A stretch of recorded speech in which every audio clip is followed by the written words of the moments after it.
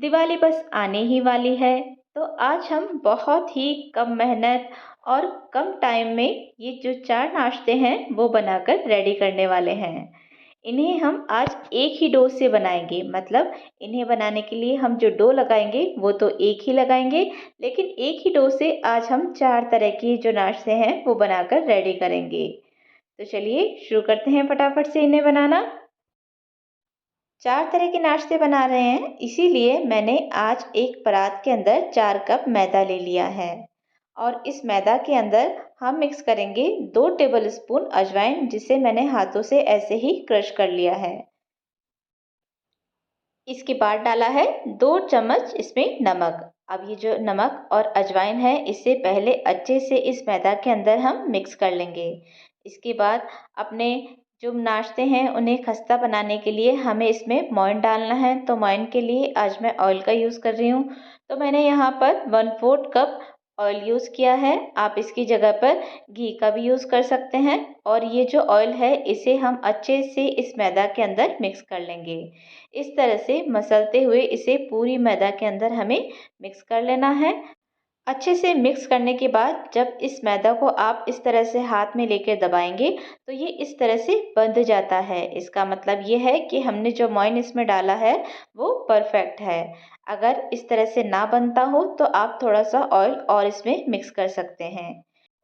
अब इसके बाद में हमें इसमें डालना है गुनगुना पानी, और गुनगुने पानी से ही इसे गूंथते हुए इसका एक टाइट सा आटा लगाकर हमको रेडी कर लेना है।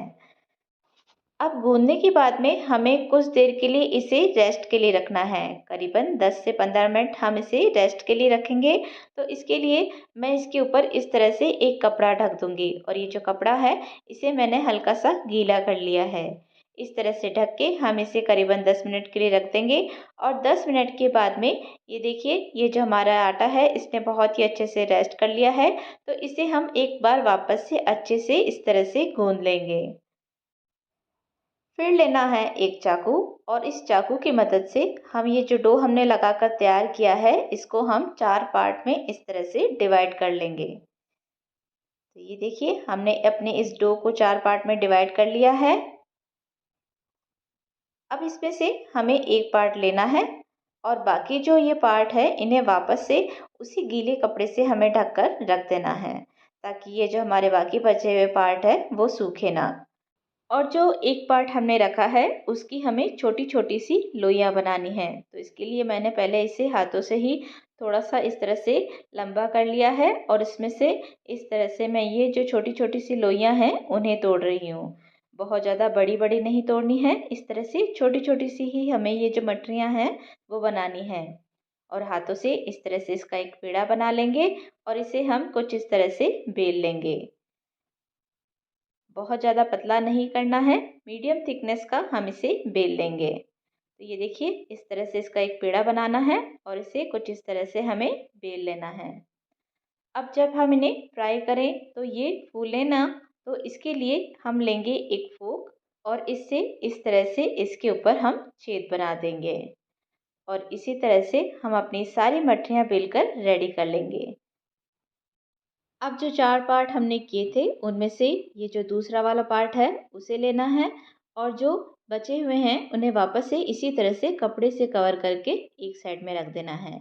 और ये जो पार्ट हमने लिया है इसे हम एक साथ ही बेलेंगे, और इसे हमें बहुत बड़ा सा और पतला सा बेलना है। जितना पतला आप इसे बेल पाएँ उतना पतला आप इसे बेल लीजिए। तो ये देखिए, हमने इसे बेल लिया है और ये काफ़ी पतला सा मैंने इसको बेला है। तो इसी तरह से जितना पतला आप इसे बेल पाएँ उतना पतला आप इसे बेल लीजिए। और इससे हम बनाने वाले हैं बहुत ही मसालेदार मेथी चकरी। तो इसके लिए मैंने इसके ऊपर डाल दिया है 2 टेबल स्पून कसूरी मेथी। ये जो कसूरी मेथी है इसको मैंने हल्का सा रोस्ट कर लिया था, और उसके बाद में हाथों से इसे अच्छे से क्रश करके इसका पाउडर बना लिया है।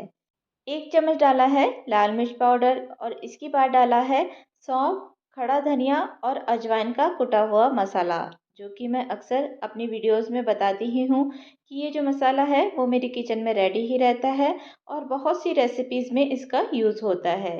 इसके बाद में डाला है थोड़ा सा नमक, नमक हमने डो में भी डाला है, इसलिए नमक बहुत ज़्यादा नहीं डालना है। इसके बाद में डाला है 1 चम्मच अमचूर पाउडर और सभी मसालों को आपस में अच्छे से हमें मिक्स कर लेना है। अगर आप थोड़ा-सा मीठा पसंद करते हो तो इस वक़्त इसमें आप 1 चम्मच पिसी हुई चीनी का भी डाल सकते हैं। उससे इसका टेस्ट कुछ-कुछ जैसे भाकरवाड़ी आती है उस टाइप का आता है, और नहीं तो आप इस तरह से इसे चटपटा ही बना सकते हैं। अब इसके बाद में मैंने इसमें डाला है 1 चम्मच ऑयल, और ये जो मसाला है इसे हम इस ऑयल के अंदर अच्छे से पहले मिक्स कर लेंगे।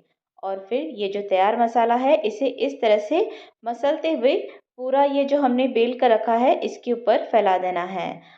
आप इसे थोड़ा-सा हल्का-सा दबाते हुए इस तरह से फैलाएँ ताकि ये अच्छे से इसके ऊपर चिपक जाए। अब हमें इसे रोल करना है, तो इसके लिए आप एक तरफ से इसे इस तरह से हल्का-सा उठाइए और इसे इस तरह से थोड़ा-थोड़ा सा फ़ोल्ड करते जाइए। आपको इसे बहुत ही टाइटली रोल करना है, ताकि जब हम इसे फ्राई करें तो ये खुले ना। तो इस तरह से ये देखिए, थोड़ा-थोड़ा सा इसे इस तरह से फ़ोल्ड करना है और हल्के-हल्के हाथों से इसे दबाते जाना है। और फिर जब ये थोड़ा-सा इस तरह से फ़ोल्ड हो जाए तो आप इसे इस तरह से हाथों से प्रेस करते हुए राउंड-राउंड कीजिए, तो ये बहुत ही आसानी से इस तरह से रोल हो जाता है। बस आप इसे थोड़ा-सा टाइटली ही रोल कीजिए। अब इसके बाद में ये जो इसके एंड्स हैं वो जब फ्राई करें तब खुले ना, तो इसके लिए हाथ से इसे आप इस तरह से थोड़ा-सा दबा दीजिए। तो इस तरह से दबाने के बाद में एक बार इसे इस तरह से गोल-गोल घुमा दीजिए, जिससे ये इसके बीच में अगर थोड़ा-सा भी गैप है तो वो भी हट जाएगा। अब इसके बाद में कोई भी चाकू या फिर इस तरह से पिज़्ज़ा कटर लीजिए और इसके इस तरह से छोटे-छोटे से हमें पीसेस कर लेने हैं। बहुत ज़्यादा बड़े-बड़े नहीं करने हैं, बस ये देखिए इस तरह से छोटे-छोटे से ही हमको इसके पीसेस करने हैं। इसकी जो लेयर्स है वो आपको नज़र आ रही होगी। बहुत ही टेस्टी ये जो चकरी है हमारी मेथी चकरी, वो बनकर रेडी होती है। आप एक बार इसे बनाकर देखिए, आप हमेशा इसे बनाना चाहेंगे और जिसे भी खिलाएँगे उसे ये बहुत ही ज़्यादा पसंद आने वाली है। अब कट करने के बाद में इसे हाथों से हम इस तरह से थोड़ा-सा प्रेस करेंगे, और आप चाहें तो इसे इसी तरह भी हम फ्राई कर सकते हैं, और नहीं तो बेलन से 1 से 2 बार हम इसे इस तरह से बेल लेंगे। इस तरह से करने से हम जब इसे फ्राई करेंगे तो ये बिल्कुल भी नहीं खुलेगी और देखने में भी बहुत ही ज़्यादा सुंदर लगेगी।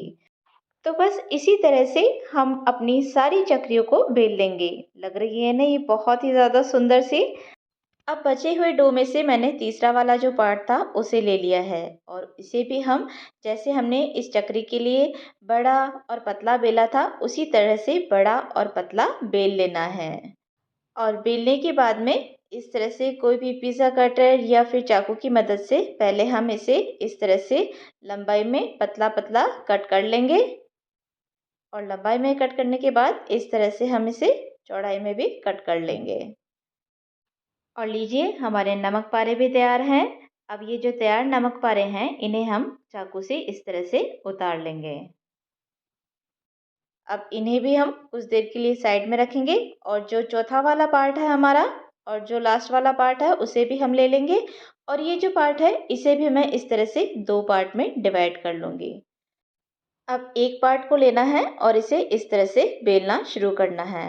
अब इसे हमें बहुत ज़्यादा पतला नहीं बेलना है, थोड़ा-सा थिक ही हमें इसे बेलना है। और बेलने के बाद में एक पार्ट को हम साइड में रखेंगे, और ये जो दूसरा वाला पार्ट है इसे भी हमें सेम साइज़ में ही बेल लेना है, और इसकी जो थिकनेस है वो भी सेम ही रखनी है। अब बेलने के बाद में मैंने लिया है, ये एक पेस्ट है जिसे मैंने इक्वल क्वांटिटी में मैदा और ऑयल को मिक्स करके बनाया है। जैसे मैंने 2 चम्मच मैदा ली थी तो 2 ही चम्मच मैंने ऑयल लिया था, और उन्हें दोनों को अच्छे से मिक्स कर लिया है। अब इस पेस्ट को हम ये जो हमारी मैदा है इसके ऊपर अच्छे से इस तरह से फैला देंगे। चारों तरफ इसे अच्छे से फैलाना है। इसके बाद इस पर ऊपर से भी इस तरह से थोड़ा-सा मैदा डस्ट कर देना है। बहुत ज़्यादा नहीं करना है, बस हल्का-सा हमें इसे इस तरह से डस्ट कर देना है। और इसके बाद में ये जो दूसरा वाला पार्ट है इसे हम इसके ऊपर कुछ इस तरह से रखकर अच्छे से हाथों से प्रेस करेंगे। ताकि ये जो दोनों ही पार्ट है वो आपस में अच्छे से चिपक जाए। इसके बाद में इसे इस तरह से बेलन से भी थोड़ा सा बेल लेंगे ताकि ये दोनों आपस में अच्छे से चिपक भी जाए और इनकी जो थिकनेस है वो चारों तरफ से एक सी हो जाए, लेकिन इसे बहुत ज़्यादा पतला नहीं बेलना है। इसके बाद मैंने लिया है इस तरह से एक बॉटल का कैप। आप घर में जो कफ सिरप वगैरह आती है उसका कैप होता है वो ले सकते हैं और उससे हमें कुछ इस तरह से इसे कट करना है। ये देखिए, देखने से आपको पता चल रहा होगा कि आपको किस तरह से कट करना है। आपको इसे पूरा नहीं रखना है, हाफ में इस तरह से कट करना है। इससे जो हमारा नाश्ता बनेगा उसकी शेप बिल्कुल काजू के जैसी आएगी। ये देख रहे हैं आप, लग रहे हैं ना बिल्कुल काजू के जैसे। तो इसी तरह से हम अपने ये जो सारा नाश्ता है इसे कट कर लेंगे। तो अब हमारे ये जो चारों नाश्ते हैं वो हमने बेल कर काट कर रेडी तो कर लिए हैं। अब हम इन्हें फ्राई करेंगे। तो सबसे पहले मैं ये जो मठरी हमने बनाई थी इन्हें फ्राई कर रही हूँ। तो ऑयल मैंने अच्छे से गर्म कर लिया है, लेकिन बहुत ज़्यादा इसे गर्म नहीं करना है।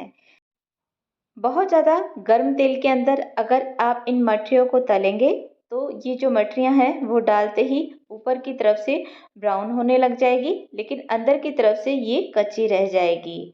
तो इसीलिए इस तरह के मीडियम हॉट ऑयल में हम इन्हें फ्राई करेंगे। एक बार में आसानी से जितनी अच्छे से फ्राई हो सके उतनी ही हमें इसमें डालनी है। और जब ये हमारी मठरियाँ इस तरह से गोल्डन ब्राउन कलर की हो जाए तब हम इन्हें इस तरह से निकाल लेंगे। तो ये देखिए कितना अच्छा सा हमारी मठरियों के ऊपर कलर आया है। तो बस इसी तरह से हम अपनी जो बाकी बची हुई मठरियाँ हैं उनको भी फ्राई कर लेंगे।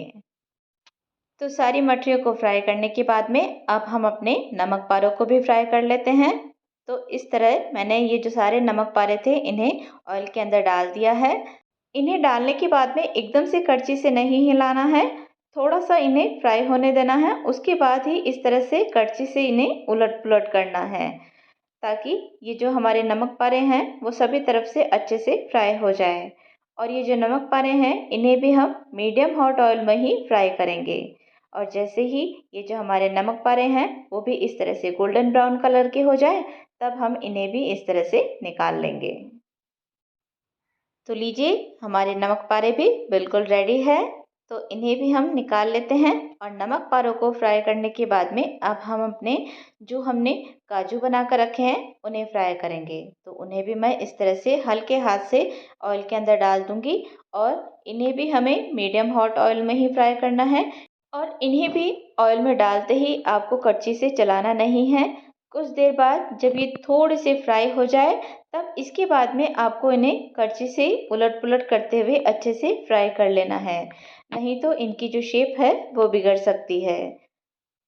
और जैसे ही हमारे इन काजुओं पर भी अच्छा सा गोल्डन ब्राउन कलर आ जाए तब हम इन्हें भी इस तरह से निकाल लेंगे। और काजू को फ्राई करने के बाद में सबसे लास्ट में हम फ्राई करेंगे अपनी जो मेथी वाली चकरी हमने बना कर रखी थी वो वाली। ये जो मेथी चकरी है इसको आप हमेशा इस तरह से एंड में ही फ्राई करें, क्योंकि इसमें जो हमने मसाले डाले हैं उनके कारण जब हम इन्हें फ्राई करते हैं तो मसालों का थोड़ा बहुत फ्लेवर इस ऑयल के अंदर भी आ जाता है। और ये जो चकरियाँ हैं इन्हें भी ऑयल के अंदर एक बार में बहुत सारी नहीं डालनी है, एक बार में आसानी से जितनी फ्राई हो जाए उतनी ही डालनी है। और इन्हें भी डालते ही कड़छी से नहीं हिलाना है। इस तरह से जब ये भी थोड़ी सी फ्राई होकर ऊपर की तरफ इस तरह से तैरने लगे तब हल्के हाथ से इसे इस तरह से उलट पुलट करते हुए हमें गोल्डन ब्राउन होने तक अच्छे से फ्राई कर लेना है। तो ये देखिए हमारी जो चकरियाँ हैं उन पर भी बहुत ही अच्छा सा गोल्डन सा कलर आ चुका है। और देखने में ये जो चकरियाँ हैं वो कितनी सुंदर सी लग रही है। खाने में भी ये बहुत ही ज़्यादा टेस्टी लगती है। तो अब हमने अपने सारे नाश्तों को फ्राई कर लिया है। तो देखा आपने कितने कम समय में और कितनी आसानी से हमने एक ही डो से अलग अलग तरह के 4 नाश्ते बनाकर रेडी कर लिए हैं। तो इस दिवाली आप भी इसी तरह से एक ही डो से ये जो 4 नाश्ते हैं इन्हें ज़रूर से बनाइए, अपने मेहमानों को सर्व कीजिए और उन्हें इम्प्रेस कीजिए। तो अगर आज की वीडियो आपको थोड़ी सी भी हेल्पफुल लगी हो तो वीडियो को लाइक शेयर करना और चैनल को सब्सक्राइब करना न भूलें।